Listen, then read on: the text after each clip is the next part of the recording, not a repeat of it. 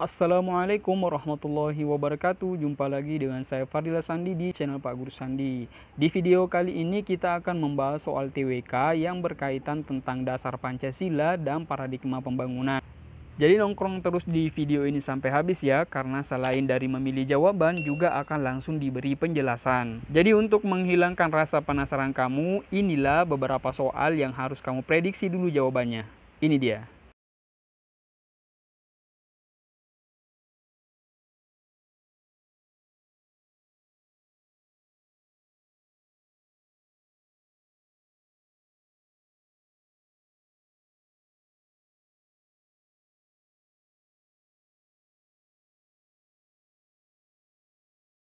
Gimana? Kalian sudah simpan jawaban kamu? Sebelum kita lanjut, kembali saya sampaikan bahwa channel ini sudah menyiapkan hampir 500 video yang akan diupload setiap hari.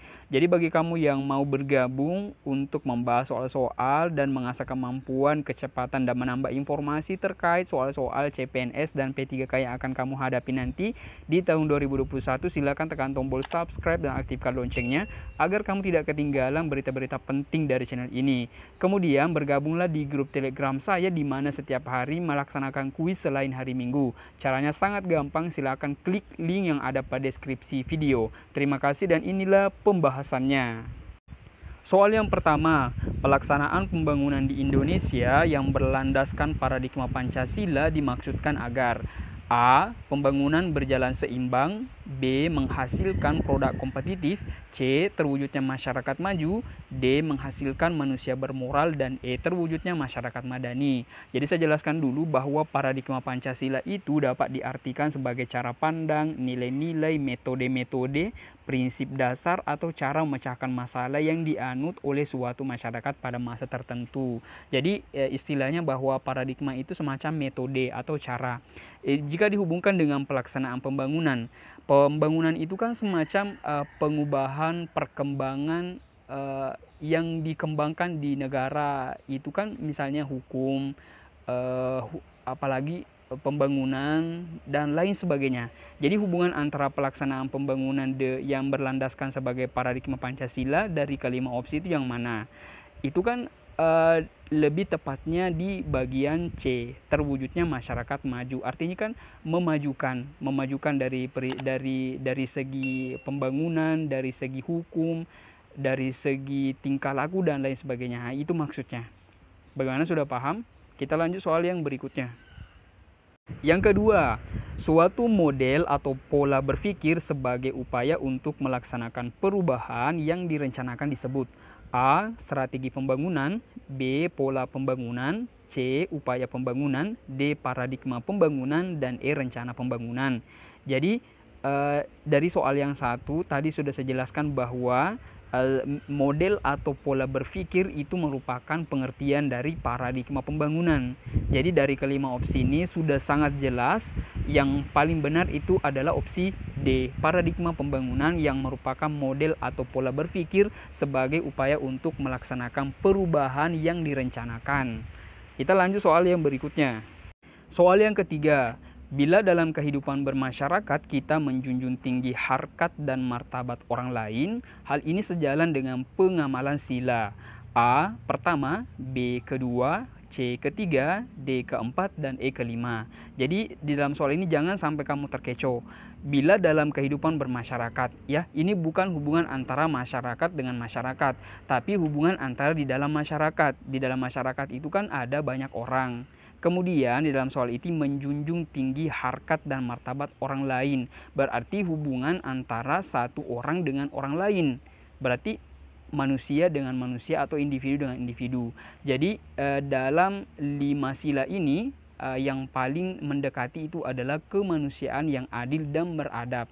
Artinya menghargai dan menjunjung tinggi harkat dan martabat orang lain. Jadi dari kelima opsi ini jawaban yang paling tepat itu adalah opsi B, yang kedua, kemanusiaan yang adil dan beradab. Kita lanjut soal yang berikutnya. Soal selanjutnya, suatu ideologi yang dipaksakan sering dilaksanakan dengan cara-cara otoriter atau totaliter. Hal ini biasanya berlaku pada negara yang menerapkan ideologi. A. Liberal, B. Komunis, C. Islam, D. Pancasila, dan E. Sosial. Jadi C, D, E pasti tidak termasuk. Berarti hanya antara A dan B. Sekarang kalau ada kata-kata otoriter dan atau totaliter, itu berarti dia berideologi liberal, berbeda dengan komunis, ya. Jadi dari kelima opsi ini yang paling tepat jawabannya adalah bagian A, liberal, yang bersifat otoriter atau totaliter. Kita lanjut soal yang berikutnya.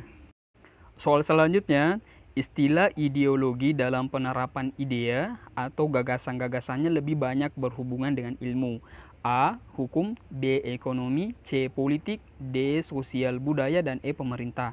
Jadi dari kelima opsi ini tuh hampir terkait semua dengan ideologi, tetapi yang mana yang lebih berhubungan. Jangan sampai salah pilih. Awalnya saya memilih bagian A, tetapi saya mencoba cari kembali informasi penting ini dan akhirnya saya menjawab jawabannya bukan A. Yang lebih dekat dengan ideologi itu adalah persoalan politik. Ya, jadi bukan hukum.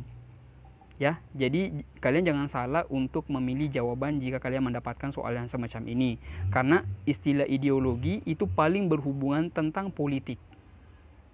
Ya, kita lanjut soal yang berikutnya. Soal selanjutnya, konsekuensi logis yang menjadi kewajiban kita sebagai warga negara Indonesia yang mengakui dan meyakini Pancasila sebagai dasar negara adalah A. Patuh tanpa syarat, B. Loyal atau setia, C. Tunduk dan hormat, D. Melaksanakannya, dan E. Pengendalian diri. Jadi pahami dulu soalnya. Di dalam soal ini dikatakan bahwa konsekuensi logis. Konsekuensi logis artinya akibat yang harus kita akui dan meyakini bahwa Pancasila sebagai dasar negara apa?